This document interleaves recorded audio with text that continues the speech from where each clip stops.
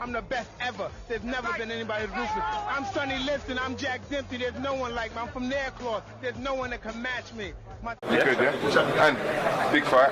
Yeah. It's the next fight, so the next fight's always a big fight. That's the truth. Tell me how the preparation's going. You always seem relaxed and calm. How come that's the case? I think, like, you know, it's like I've struggled, I've had it tough. So a little fight with some guy, the same arms as me, same legs, same size mind. Yeah, it's just a battle between two humans. I don't put too much emphasis or too much pressure on it, and I've pushed myself to a limit. That's got me prepared for it, and Saturday night I feel confident, man. And I think that if anything was to go wrong, it would just be down to my own default. Because I've done everything I can in my power to get everything right, so that's why I don't put no pressure, because I'm ready. Have you done the research on him? I mean, he's been billed as the toughest opponent. What's so tough about him?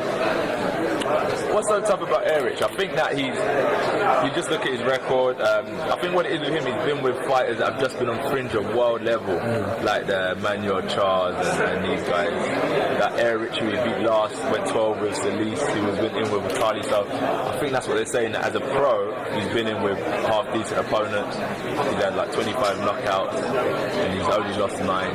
But 9 people have beaten him, but he's only lost 9. So I think that's where they're looking at it. And just due to my last opponent, none of these guys have got the same record as him. So you're looking forward to step up in quality, and do you look beyond this fight? Because obviously if you're prepared, you know you're going to come out victorious. Do you look beyond it, or is it difficult to do that? Because you always hear it subliminally, I do. Like, you know, I know November 22nd is around the corner, so I know if I want to do anything, have a bit of fun, I think, okay, after the fight I've only got 3 days, so I've got to get back into training. But I know ultimately, in reality, I've got to beat this guy Saturday before I can bring these future plans into reality, you know. Last time we spoke, just prior to your fight at Wembley, you said that the biggest adjustment was the training and the toll on your body. How's that a couple of months after? It's been alright now, because I had to pull out a few early fights, because the training was so intense and so different that, you know, a few little niggles, a few little injuries. The doctor's orders was just get your rest and repair properly. I think that's what was happening, that my body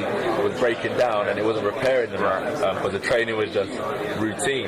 Now I've gone on, I'm getting like 12 rounds sparring 4 times a week, 3 times a week, fighting every month, and my body's holding up now. So I think, like, condition-wise, stamina-wise, I'm good. I'm definitely improved since that last fight at Wembley. 9 fights in a year. Yeah. You can have another 9 in the next year. I mean, that put you in good stead. That put you in good stead for a world title shot. I would have thought, especially if you stay unbeaten. But then I think it's the level of opposition. So let's say he gives me 10 tough rounds. My nose is bust, my eyes out here. I think we'll have to postpone November the 22nd, because I think it's just the fact I'm coming out of these fights not really marked up, hands are good. I can get on with the next one. So if I get 9 fights in next year, unless I'm still knocking them out, it just depends what level, because I'm sure if I do what everyone's saying on Twitter and stuff, like I'm fighting these Furies and Chisoras and that, I don't think I'll fight 9 times a year. It'll be broken down so I can repair and get back to work. But if I'm still fighting the levels of Bakhtovs, Sprocks, Sextons, this type of level, I think I could get about 5 to 9, 5 to 10 in next year for sure. If the next couple of fights go well, where'd you go for a Christmas break, a holiday? How do you unwind for the end of the year? Christmas coming up, November 22nd, so I think that I've got good people around me.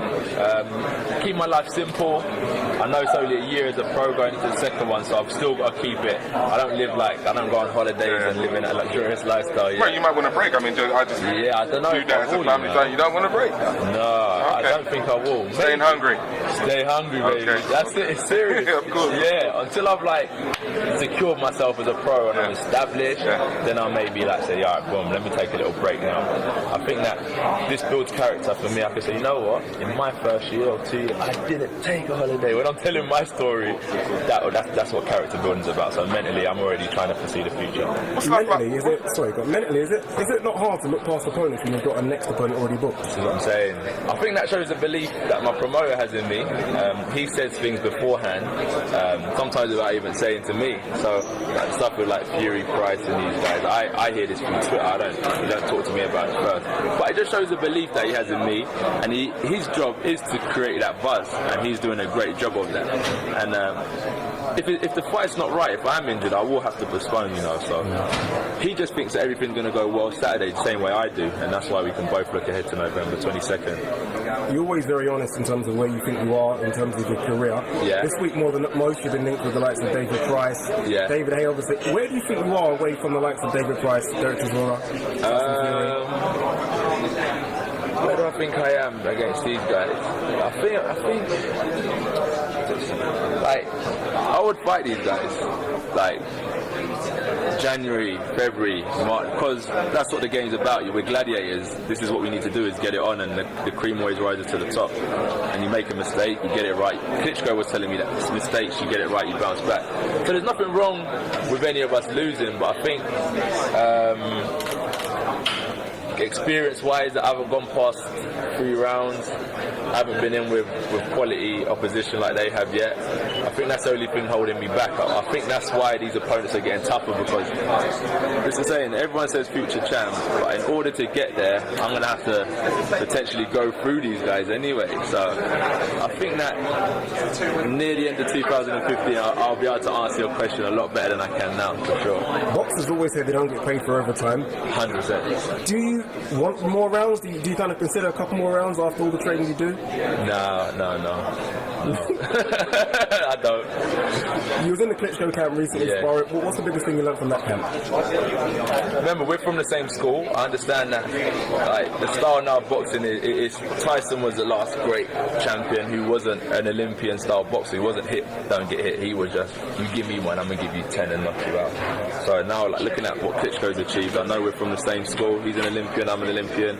So our styles gelled well. We boxed really well together, and I learned mainly, like, I asked about the story about his success, kind of what it's taken for him to get there, and he's had it tough, because remember, he's taken some losses, some real bad losses that I think people here would say, you're finished, pack up boxing, but he kept his feet on the ground, and I think he's built himself up so mentally strong that no matter what anyone says or does to him, it doesn't affect him no more. He keeps it simple, and he works hard. So that's the main thing, that the road's not always going to be smooth, so don't worry about nothing. If you're talented, you just got to keep on working hard. If you win these next 2 fights, which I'm sure you will, what does 2015 hold for you? Are you talking British title fights? Yeah, these type of fights I want for sure. And it's interesting because Fury and Chisora are fighting for these belts as well, November 29th. So I don't know whether they'll vacate or they'll hold on, because I know they want world honours. But yeah, for sure, I'd love to get that British belt.